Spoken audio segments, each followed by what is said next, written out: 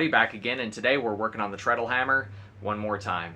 Today we're going to start grinding down the face. We got to bring this down a good ways in order to weld this faceplate on and have enough room for tooling. So without further ado, let's break out the grinder, grind it down, so that way we can get it fitted up for a faceplate.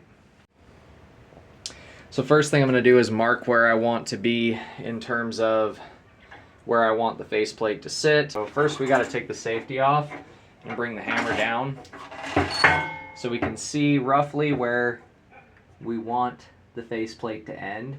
And we want it to be just about an inch away from our hammer on this side. And we're going to grind this whole thing down to match until we get to a certain point when we're going to stop grinding about here over this way, because we're going to go deeper in this section here to fit the faceplate than we are here. So that way when we weld the faceplate in, it sits roughly level with the hardy hole.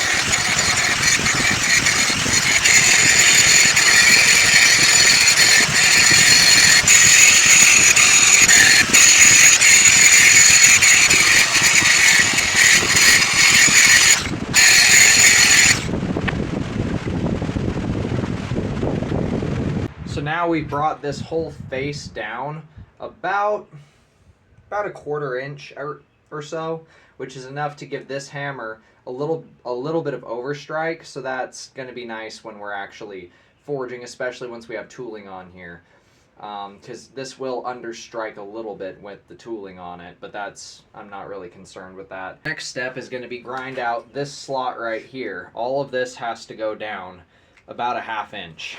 So we can make enough room in here to weld in a steel faceplate for where the striking surface is going to be for this,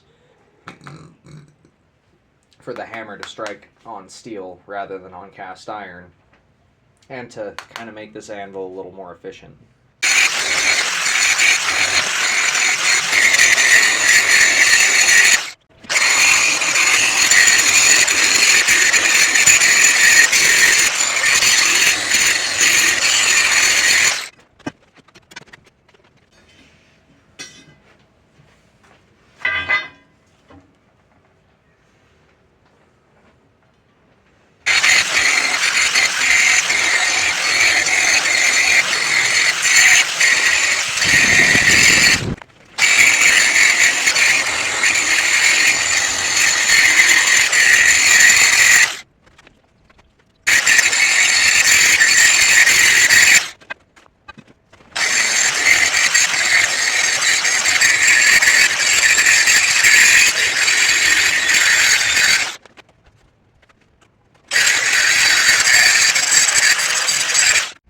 So, before I show you what we've got going on with the anvil, I want you to observe just how much metal dust there is on my shop floor.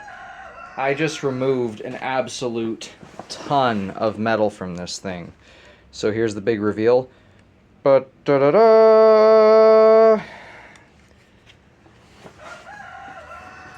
So as you can see, we've got a nice level section down here and a big chunker here, and we've beveled all our edges to prep it for welding. Now I just need to cut a little section of this steel here, and then we can start to weld our new faceplate into its new home.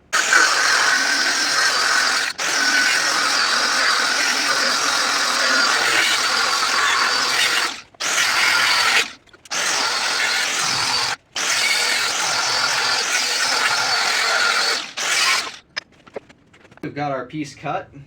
Now all that's left to do is weld it back into itself and then grind everything nice and smooth.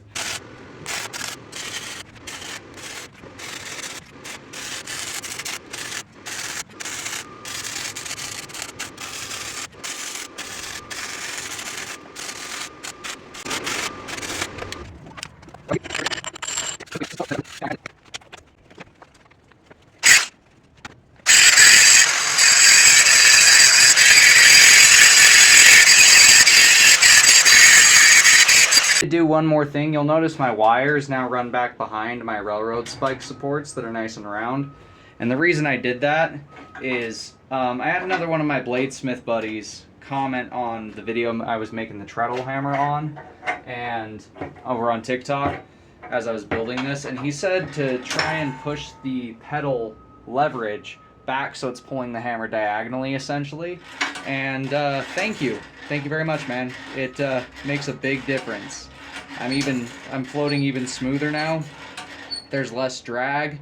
I can come down even easier and get an even tighter grab because my chains aren't catching on anything anymore. So this is a huge improvement over what I was dealing with before. You can even hear it's quieter.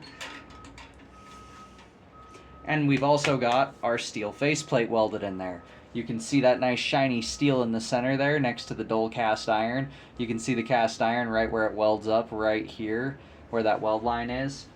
It's pretty crazy to see the difference in colors of the two materials and how much more shiny steel is than cast iron. It's just less dull.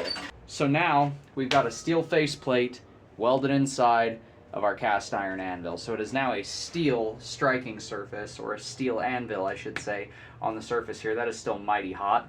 And as you can see, my welds look rather pretty. There's not really any voids here after grinding down smooth. So we have a nice solid faceplate, which is definitely a huge improvement.